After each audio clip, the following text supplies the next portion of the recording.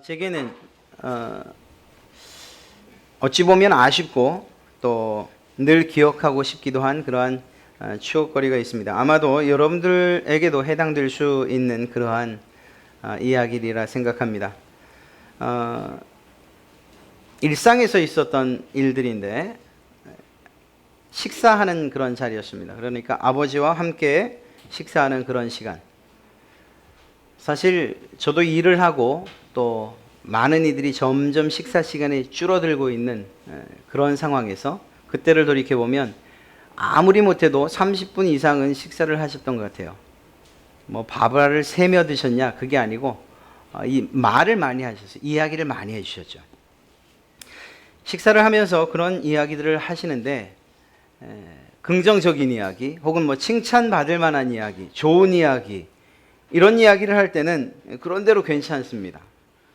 그런데 꼭 그 자리에서 이런 이야기를 해야 되나 싶은 이야기들도 있죠. 뭐 꾸중을 들어야 할 일이라든가 혼나는 일이라든가 잔소리. 밥 먹는데 그런 이야기를 하시면 시간은 안 가지요. 밥알은 서서 넘어가서 꼭 체할 것만 같죠.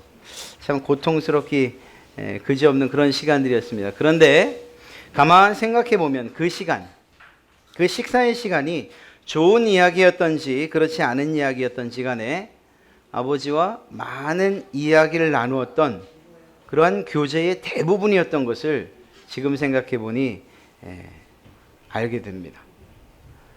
특별하게 차를 마시면서 뭐 카페를 가서 아니면 무슨 캠핑을 가거나 아니면 특별하게 이야기 시간을 마련하지 못했던 것 같아요. 그저 식사 시간이 다였던 것을 생각하면 그래도 30분씩 식사하시며 이야기해 주시던 그 시간들이 그리워지는 것 같습니다.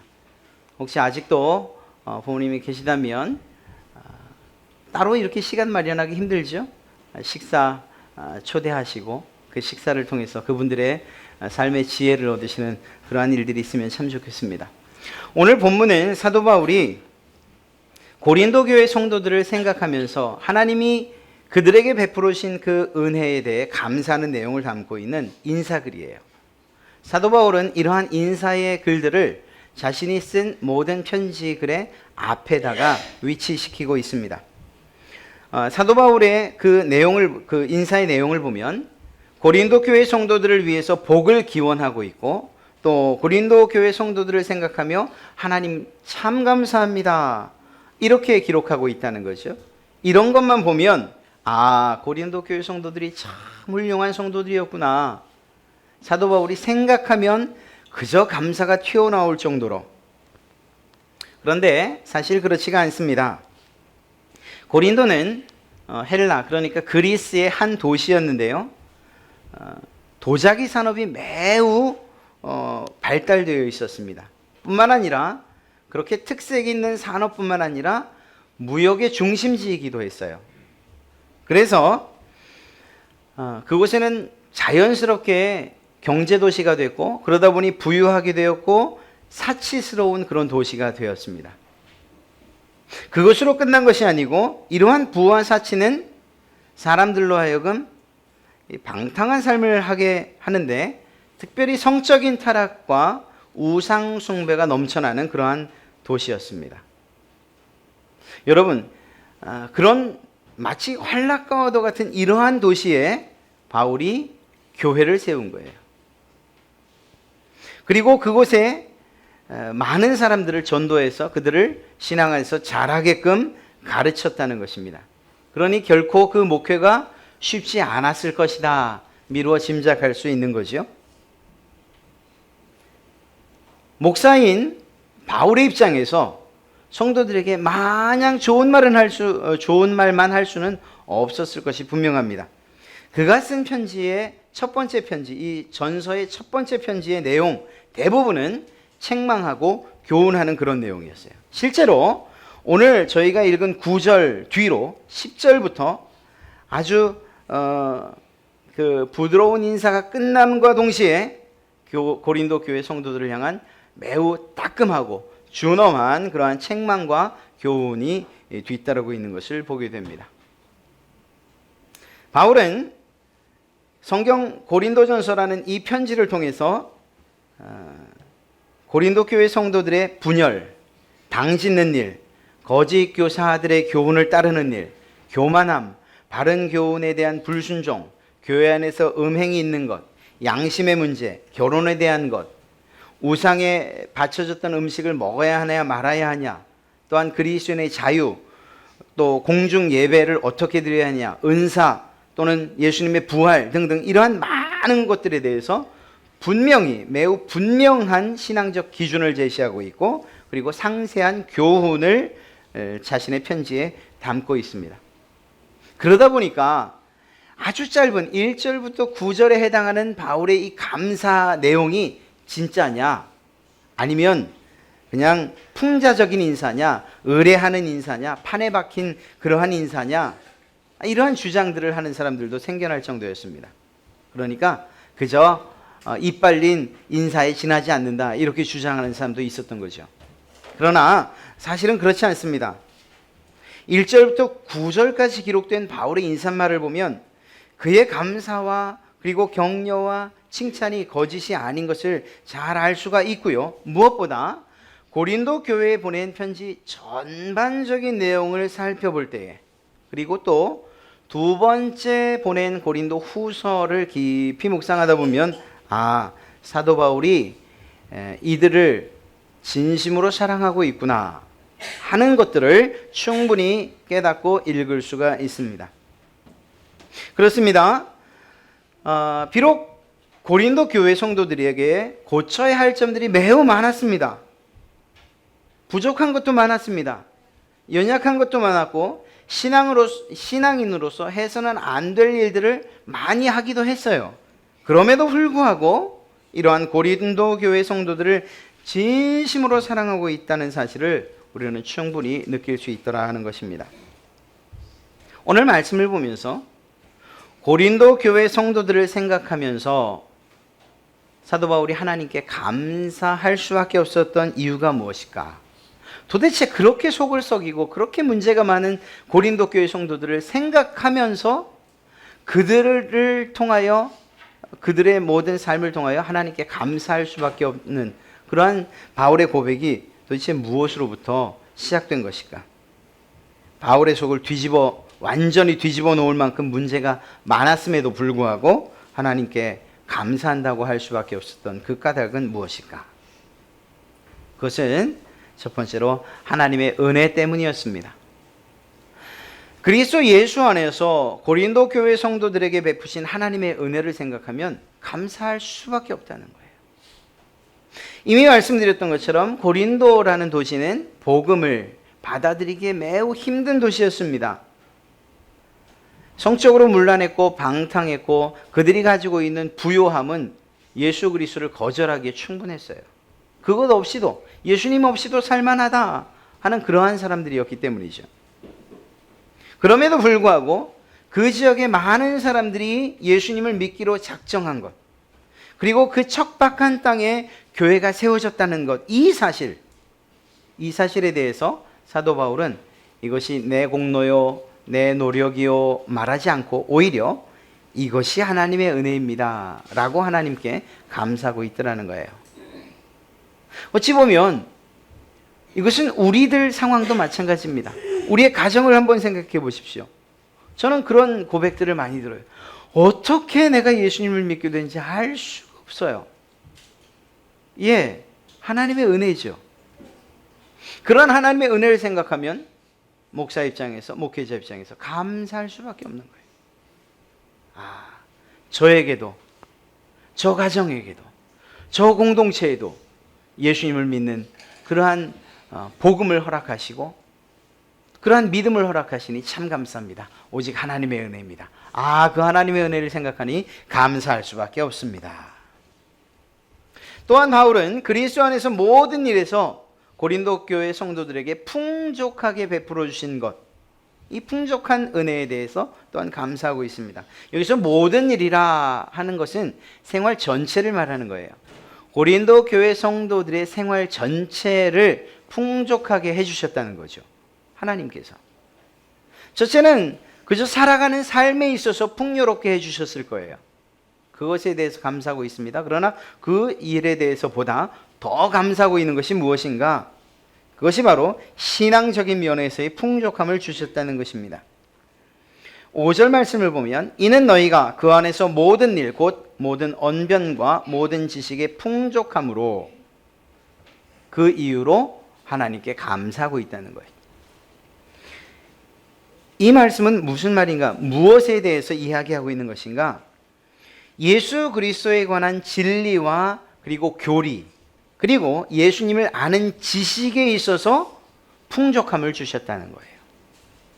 사랑하는 성도 여러분, 하나님께서 우리에게 하나님 자신을 계시하지 않고서, 알려주지 않고서, 그러한 지식과 지혜를 주지 아니하고서 우리가 하나님을 알 수 있는 방법이 있을까요? 없지요. 결코 없습니다. 마치 이것은 장님이, 눈먼 자가, 소경이 코끼리를 더듬어서 이것은, 코끼리라는 것은 그저 기둥 같소, 코끼리는 벽과 같소, 코끼리는 호수 같소, 이렇게 말하는 단편적 지식에 불과할 뿐입니다. 우리가 하나님을 알아간다? 이건 있을 수가 없는 일이에요.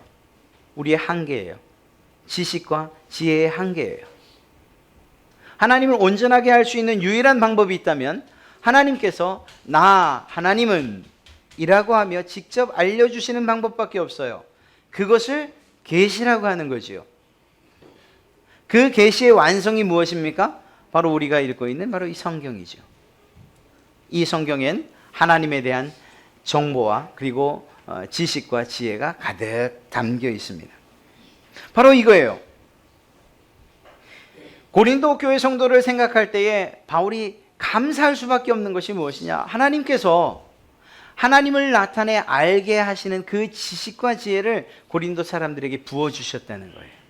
야, 하나님께서 너희에게 하나님 자신을 스스로 계시하셨다는 사실, 그 모습을 볼 때, 그래서 너희가 하나님을 아는 지식에 충만해져 가는 것을 보니 내가 하나님께 감사할 수밖에 없구나, 이러한 고백을 하는 거죠. 또한 사도 바울이 고린도 교회 성도들을 생각하며 감사하는 것 무엇입니까? 그리스도에 대한, 바울 자신이 그리스도에 대해서 증거했던 그 말씀들을 고린도 교회가 그대로 믿고 있어요.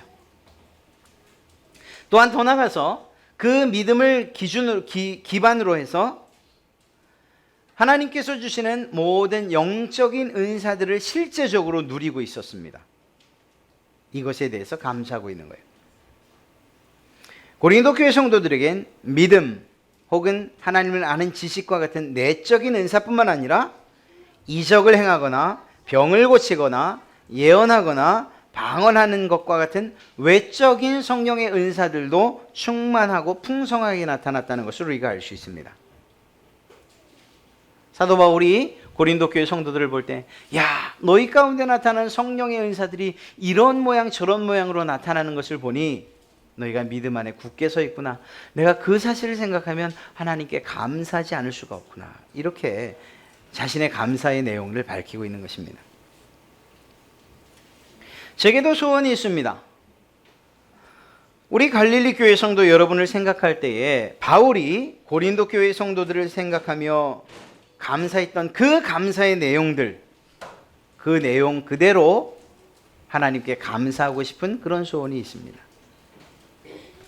그래서 여러분을 구원하여 주신 그 하나님의 은혜에 대해서 감사드리길 원해요. 또한 여러분의 생활과 삶을 풍족하게 해주시는 일들이 여러분 각자의 삶에 나타나서 그것을 바라보며 하나님, 우리 갈릴리 교회 성도들을 이렇게 풍족하게 실생활뿐만 아니라 육신적인 일들뿐만 아니라 영혼의 문제 그리고 영적인 부분에 있어서도 하나님 풍성한 은혜를 주시니 정말 감사합니다. 이렇게 제가 감사하고 싶어요. 여러분들에게 나타나는 그러한 풍족함을 통해서. 또한 그뿐만 아니라 여러분이 하나님의 말씀에 굳게 뿌리를 내려서, 그 믿음의 뿌리를 내려서 열매를 맺는데 영적인 은사들의 열매들이 풍성하게 맺혀지는 것. 어떤 이는 기도의 은사가, 또 어떤 이에게는 사랑의 은사가, 또 어떤 이에게는 돌봄의 은사가. 그래서 여러분 모든 갈릴리 교회 성도 여러분들에게 성령의 열매가 주렁주렁 맺히는 것을, 그것을 보면서 제가 하나님께 감사하고 싶어요. 하나님, 우리 교회 성도들에게 이러한 놀라운 은혜들을, 영적인 은사들을 주시니 정말 감사합니다. 이러한 저의 소원들이 이루어지기를 간절히 원합니다. 여러분들을 바라볼 때마다 바울의 마음을 가지고서 하나님께 감사하고 싶은 생각이 정말 간절해요. 이걸 반대로 이야기하면 사도 바울이 고린도 교회 성도들의 신앙의 성숙을 보지도 못하고 은사가 나타난 것 보지도 못하고 예수님을 믿는다고 시작했는데 그때부터 생활이 점점 궁핍해지는 모습을 보면 어떻게 그런 모습을 보면서 하나님께 감사할 수 있었겠습니까? 마찬가지예요. 여러분들이 예수님을 믿는다고 할 때 여러분들 삶 가운데서 놀랍게 변화되는 이야기를 들을 때 저는 하나님께 감사드리는 거예요. 여러분들이 예수님을 믿는다고 하면서 오히려 믿음이 점점 줄어들고 그리고 또한 그 척박한 믿음 가운데에서 열매는커녕 정말 더 궁핍해지고 더 부족해진다는 이야기를 들으면 저는 근심이 되는 거죠. 어떻게 감사할 수 있겠습니까? 그런 면에서 여러분들의 삶이 예수 그리스도 안에서 풍족한 삶, 그리고 하나님의 은혜를 누리고 무엇보다 영적인 은사들이 여러분의 삶 가운데 주렁주렁 맺히기를 간절히 축원합니다. 이러한 저의 소원의 성취를 위해서 여러분들에게 부탁드릴 일이 있어요. 귀 기울여서 경청해 주시기 바랍니다. 이 일은 첫째는 저의 소원이기도 하고 그래서 제 만족일 수도 있습니다. 그러나 더 엄밀히 따진다면 제가 만족하는 것보다 여러분들에게 더 큰 유익이 될 것이 분명합니다. 그래서 제가 이 당부를 드립니다. 사도 바울은 오늘 인사글 1절부터 9절의 마지막 그 부분에 하나님이 어떤 분이신지, 그분이 우리에게 어떤 선물을 주셨는지에 대해서 기록하고 있습니다. 9절 말씀을 읽으면 너희를 불러 그의 아들 예수 그리스도 우리 주와 더불어 교제하게 하시는 하나님은 미쁘시다, 신실하시다. 예, 사도 바울이 고백하는 하나님은 신실하신 하나님이에요. 그리고 앞서 말씀드린 내용대로 한다면 그 하나님은 고린도 교회 성도들에게 은혜를 주시는 하나님, 그들의 모든 삶을 풍족하게 하시는 하나님, 영적인 은혜와 은사들을 넘치게 부어주시는 그 하나님이라고 소개하고 있죠. 그런데 그런 하나님이라고 말하며 그 하나님이 어떤 분이신가 사도 바울은 이야기하고 있어요. 다시 한번 읽죠. 너희를 불러 그의 아들 예수 그리스도 우리 주와 더불어 교제하게 하시는. 풀어 말씀드리면 그 하나님은 여러분을 하나님의 아들 예수 그리스도 우리 주의 교제 안으로 부르신 하나님이라는 거예요. 여러분을 불러서 하나님의 아들 되신 예수 그리스도와 교제하게 하시는 그분이라는 거예요. 그 하나님이라는 거예요. 앞서 말씀드렸던 것처럼 아버님과의 그 식사 시간, 사실 그때는 먹은 것이 소화가 안 될 정도로 정말 듣기 싫은 잔소리, 꾸중. 그러나 그 말씀이, 그 시간이 오늘 그리워지는 이유가 무엇일까요? 저는 분명히 합니다. 그분의 꾸지람 속에, 그리고 그 훈계 속에 듣기 힘들었던 그 말 가운데에 저를 향한 사랑이 담겨 있다는 것을 알기 때문이에요. 아들이 잘 되기를 바라는 그 소망이 그 이야기 가운데에 담겨 있었음을 이제서 깨달았기 때문에 그 시간이 그리워지는 거죠. 오늘 사도 바울의 이러한 삼키기 힘든 약과도 같은 그러한 권면들, 때로는 자존심을 상하게 하고 때로는 마음 아프게 하고 때로는 에이 이럴 바에 내가 예수를 믿어? 라고 싶을 정도의 그러한 강력한 권고와 권면의 말씀에 대해서 고린도 교회 성도들이 잘 받아들이는 이유가 무엇이냐?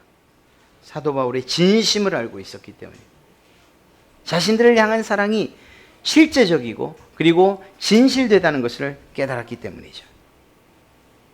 고린도 교회 성도들이 사도 바울의 권면을 매우 잘 받아들여요.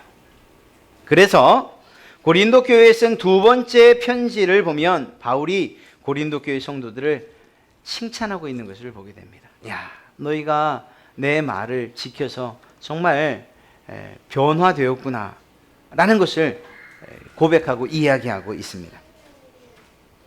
역시 고린도 교회 성도들도 사도 바울의 사랑을 느꼈다, 또 알았다 라고 이렇게 말할 수 있는 것이죠. 사랑하는 성도 여러분, 하나님께서 여러분과 저에게 주신 가장 큰 선물이 있다면 그것이 무엇일까요? 그것 가운데 하나가 바로 예수님과의 교제예요. 주님과의 교제. 그분의 교제의 자리로 우리를 불러주신 것, 이것이 매우 큰 선물인 것입니다. 왜냐하면 첫째는 우리가 예수님의 식탁 자리로, 예수님과의 교제 자리로 나갈 수 있는 자격이 없는 사람들이기 때문이에요. 어떤 근사한 자리를 가고 심지어는 예식장을 가도 그 사람이 초대받은 사람인지 안 받은 사람인지에 따라서 식권을 나눠주고 안 나눠주고 하죠. 물론 그것은 부조금을 내냐 안 내냐에 따라서 주고 말고 하지만 말입니다. 어찌되었거나 좀 더 힘이 있고 좀 더 유력한 사람에게는 정말 그 사람과의 한 번의 식사가 너무 힘든 게 사실이에요. 언젠가 말씀드리지 않았나 싶습니다. 워렌 버핏이라고 하는 아주 탁월한 정말 그 주식 투자가, 그리고 정말 그 증권과 주식으로 돈을 번 그 사람과 한 번 식사를 하는데 대략 얼마 정도가 된다고요? 최고가가 제가 기억하는 대로 하면 중국의 한 사람이었는데 한 번의 식사 60억을 주고 한 번의 식사를 하는 거예요. 정말 웃기죠. 야, 뭔 60억이 껌값이냐. 그런데 한번 생각해 보십시오. 그 사람의 입장에서는 그만큼의 투자를 해서라도 그 워렌 버핏이라고 하는 그러한 경제에 확실하고 돈 버는데 확실한 사람과 한번 이야기를 해보는 게 소원인 거예요. 아니, 단지 소원으로 끝나는 것이 아니고 그가 해주는 조언들과 그리고 그가 짚어주는 주식과 또한 증권에 관한 내용들을 통해서 투자를 할 수 있고, 그리고 60억은 충분히 뽑을 수 있다는 그런 계산을 가지고 만나는 거죠. 한번 생각해 볼 만한 일이에요. 사랑하는 성도 여러분, 세상에서도 어떤 교제의 자리에 나간다는 것이 그렇게 어려워요. 자격을 얻는 것이 어려워요. 그런데 주님께서, 창조주 되신 그 주님께서 우리를 식사의 자리로 부르셨다는 거예요. 우리에게 아무런 조건이 없음에도 불구하고 말입니다. 우리는 예수님의 얼굴을 쳐다볼 수도 없는 그런 상황인데 말입니다. 베드로가 예수님, 그분이 돌아가신 이후에 부활하셨음을 알고도 고기를 잡으러 갔죠. 그런데 그 자리에 예수님이 찾아가셨어요. 가셔서 숯불을 피우고 떡과 고기를 얹어놓고 베드로와 제자들을 부르시죠. 그 자리에 앉아서 예수님이 차려준 식사를 먹으며 베드로가 고개를 들 수 있었겠습니까? 더군다나 그 상황에서 너 나 사랑하냐? 너 정말 나 사랑하냐? 베드로, 내 눈을 좀 보고 얘기할 수 없어. 나 정말 사랑하니? 라고 물을 때에 베드로가 어떻게 고개를 들 수 있었겠습니까? 내가 예수님과 함께 이렇게 밥을 먹는 것, 예수님을 만나는 건 기뻐서 바닷물로 뛰어들어 올 지경이었지만 주님 앞에 서는 것은 참으로 두려운 일이 아닐 수 없는 거죠. 왜? 자격이 없으니까. 우리 또한 마찬가지예요. 우리가 무슨 자격이 있어서 예수님, 그 하나님 앞에 예배드리는 이 자리에 나올 수 있겠습니까? 우리에게 어떤 자격이 있어서 창조주 되시고 구세주 되신 예수님과 교제를 나눌 수 있다는 말입니까? 오히려 교제가 아니고 주님은 말씀하시고 우리는 듣는 주인과 종이라면 솔직히 더 편하겠어요. 예수님께서 이거 해, 저거 해. 네, 알겠습니다. 왜 안 했어? 그냥 실컷 두들겨 맞고 또 그게 또 두려워서 또 다시 하고 하는, 차라리 그런 관계라면 좋겠습니다. 그런 종처럼 노예처럼 주인과 함께 할 수 없는 그런 우리들을 그분의 식사의 자리로 초대한 거예요. 그리고 무엇이라고요? 나와 사귐이 있자. 나와 교제하자. 주님께서 우리에게 그런 은혜를 베풀어 주신 거예요. 요한일서 1장 3절 말씀을 보면 우리가 보고 들은 바를 너희에게도 전함은 너희로 우리와 사귐이 있게 하려 함이니 우리의 사귐은 아버지와 그의 아들 예수 그리스도와 더불어 누림이라. 주님께서 우리에게 복음을 전케 하시고 또 그 복음을 들어 우리가 믿음을 갖고 예수 그리스도를 구주로 믿게 하신 이유가 무엇이냐? 사귀게 하시기 위함이라는 거예요. 누구와? 예수 그리스도와 함께. 오늘 말씀을 단적으로 표현하면 신앙생활은 한마디로 사귐이요 교제다 이렇게 말할 수 있습니다. 수평적으로는 성도들 간의 사귐이에요. 교제예요. 수직적으로는 하나님과 여러분 각자의 사귐과 교제인 것입니다. 여러분, 어떻게 교제와 사귐이 일방적일 수가 있습니까? 교제와 사귐, 진정한 교제는 서로 쌍방이 주고받는 것이어야 해요. 정말 사랑한다는 것은 그저 일방적으로 사랑을 받는 것만이 아니라 나도 사랑할 수 있는 관계가 될 때에 그때에 서로 사랑한다고 말할 수 있는 거예요. 마치 전화기에 말하는 것이 있고 듣는 것이 있는 것처럼 주님과의 교제 그리고 사귐도 이와 같습니다. 우리의 말만 그저 쏟아놓은 채 주님께서 우리에게 하시고자 하시는 말씀에는 정작 귀를 기울이지 않는다면 이건 바른 교제, 바른 사귐이라고 말할 수가 없습니다. 쌍방의 관계뿐만 아니라 시간에 있어서도 마찬가지예요. 일주일에 고작 한 번 예배하는 것, 함께 지내는 것, 함께 예배하는 것, 이것만을 통해서 주님이 들려주시는 말씀을 듣겠습니다라고 한다면 이건 시간적으로 볼 때에 바른 교제라고 할 수 없어요. 우리가 특별히 준비되어 있는 공예배를 소중히 여겨야 되는 이유가 여기에 있어요. 주님께서 그 시간을 통해서 우리에게 말씀하시기 때문이죠. 기도의 시간이 중요한 건 뭡니까? 우리가 그 시간을 통해서 주님께 아뢰기 때문이에요. 공적인 예배에만 국한하지 않습니다. 여러분 개개인의 신앙의 삶이 가정에서나 혹은 직장에서나 여러분 스스로 그 삶을 유지해 나가야 되는 이유가 거기에 있는 거예요.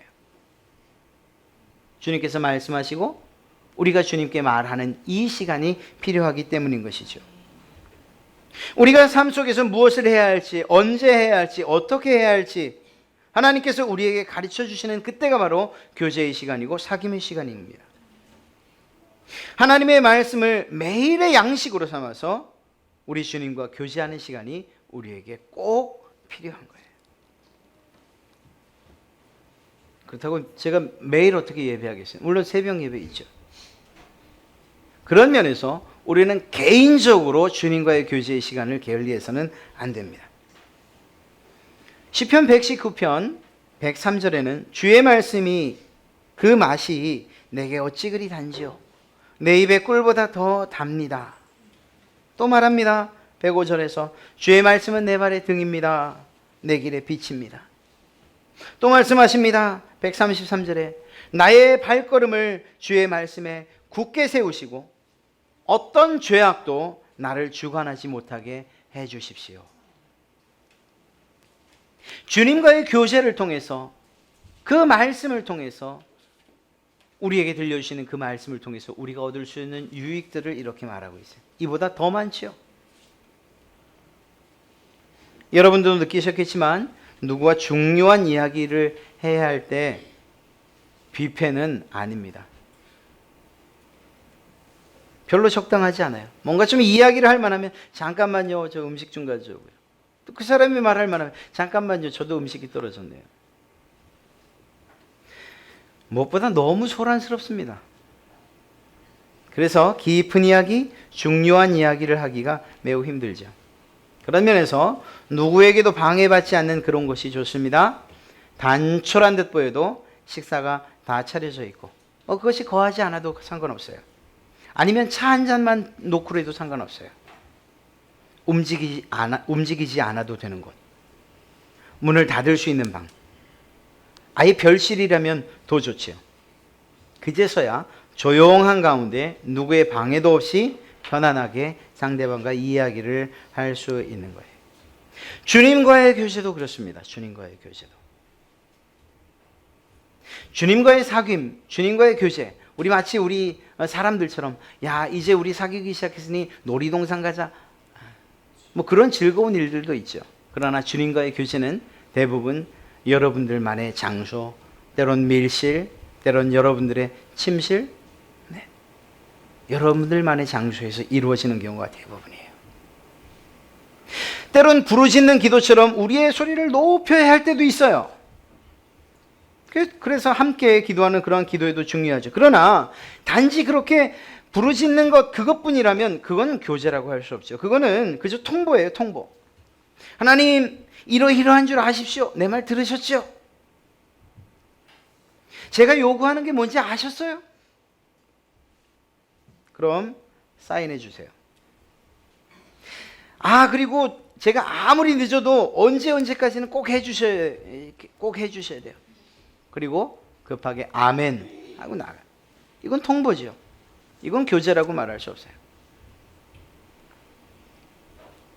사랑한다고 하는 두 사람이 혹은 남자가 여자를 향해서 이러해야 돼. 당신은 나에게 이러한 존재해야 돼. 당신은 이런 사람이 돼야 돼. 또 이 일도 해야 되고 이 일도 해야 되고 그렇게 쭉 이야기하고 그리고 데이트 끝이라고 말하면 만나지 마십시오. 그거 뭐 별 의미가 없어요. 사랑의 교제는 서로 나눠줘야 되는 거예요. 이 사람의 생각과 저 사람의 생각이 서로 나눠져야 되는 거예요. 주님과의 교제, 여러분이 주님을 사랑한다고 하면 그러면 이런 교제가 있어야 돼요. 우리가 올려드리는 그러한 말들이 있어야 됨과 동시에 주님께서 우리에게 말씀하시는 것을 들을 수도 있어야 되는 거죠.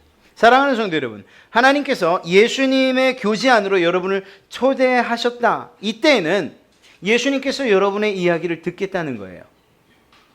그래, 네가 도대체 무슨 할 말이 있다고? 내가 너의 이야기를 들으마. 그런데 동시에 여러분에게 말씀하시겠다는 것을 의미하는 거예요. 주님과 제자들이 함께한 교제의 자리에서 주님이 어떤 이야기를 하십니까? 최후의 만찬뿐만 아니라 아까 말씀드렸던 그러한 갈릴리 바닷가에서의 그러한 식사의 자리, 또 예수님께서 구원을 선포했던 그러한 모든 죄인들의 그 집에서의 식사의 자리, 모든 식사와 교제의 자리에서 무엇을 하셨습니까? 예수님은 자신의 계획을 친히 말씀하셨어요. 제자들이 이해하지 못했죠. 내가 죽으러 간다. 그러나 다시 살아날 것이다. 내가 죽으러 간다. 그러나 다시 살아날 것이다. 이해하지 못했어요. 그러나 예수님은 그렇게 예수님의 뜻과 계획을 말씀하셨어요.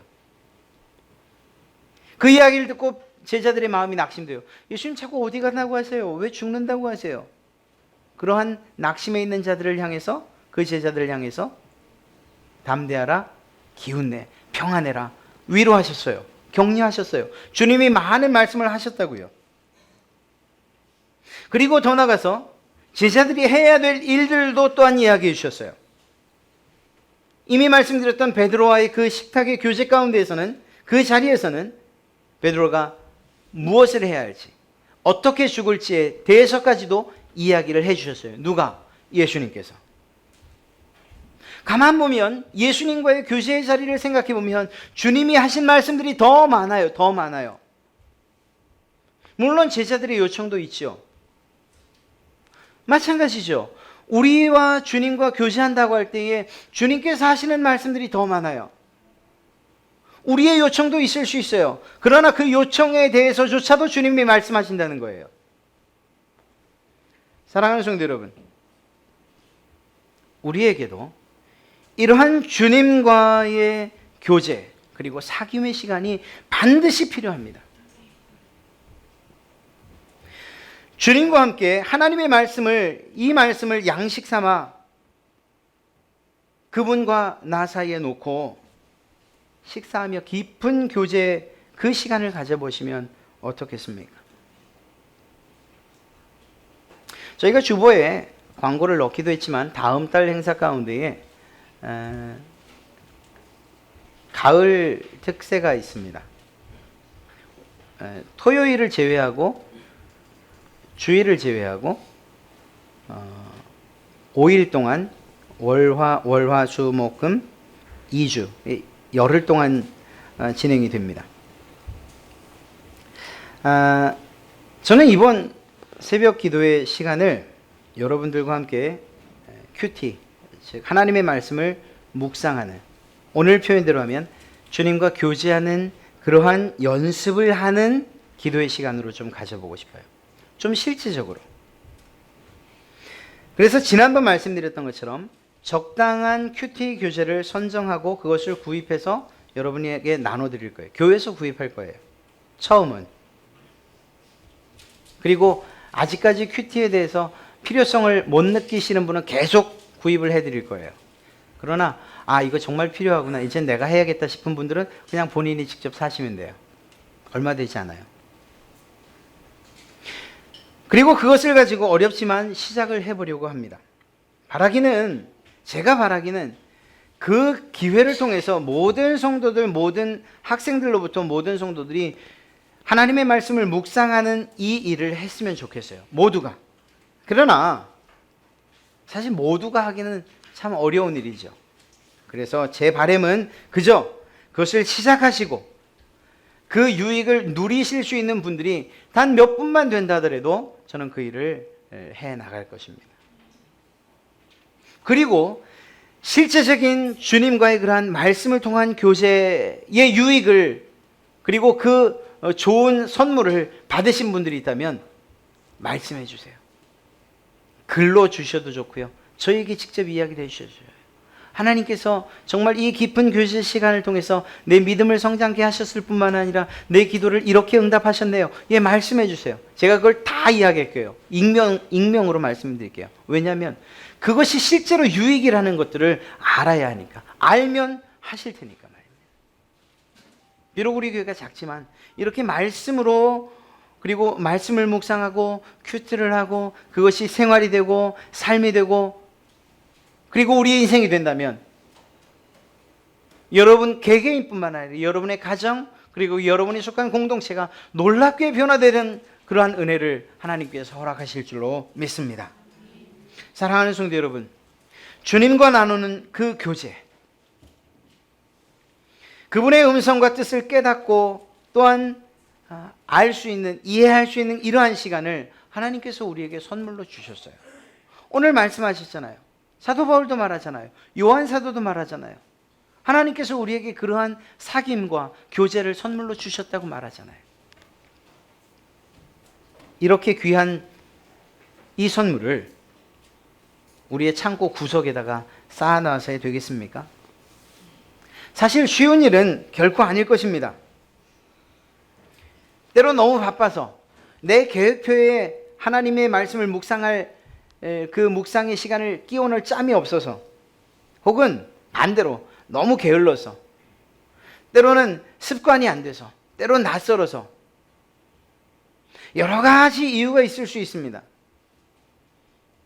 그렇게 주님과 하나님의 말씀을 양식으로 삼아 교제할 수 없는 핑계가 너무 많아요. 그러나 그럴수록, 그렇게 하면 할수록, 그것이 핑계가 되면 될수록 하나님이 주신 가장 놀라운 선물, 그 위에는 먼지가 쌓여간다는 거예요. 이번을 기회로 삼아 주님과의 교제에 도전해 보시기를 간절히 바랍니다. 일주일에 한 번이면 어떻습니까? 일주일에 두 번이면 어떻습니까? 그거 꼭 아침에 해야 되는? 아니, 그렇지 않아요. 여러분과 주님이 만날 수 있는 시간이면 좋아요. 왜 아침일까요? 아침에 가장 조용하고 그리고 하루를 시작하는 시간이니까 하나님의 말씀으로 시작하자, 그분의 뜻을 구하며 살자, 그런 의미에서 아침이 좋지요. 할 수만 있다면 아침이 좋아요.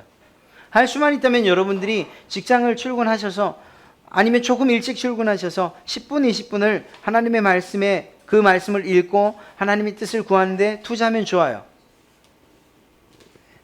그것이 습관이 안 됐을 뿐이지, 습관이 되기만 하신다면 여러분에게 놀라운 일들이 있을 줄로 믿습니다. 하나님의 말씀을 양식 삼아 주님과 교제하는 자리로 나오시는 그러한 여러분에게 하나님께서 준비하신 은혜와 복이 충만하시기를 주님의 이름으로 축원합니다.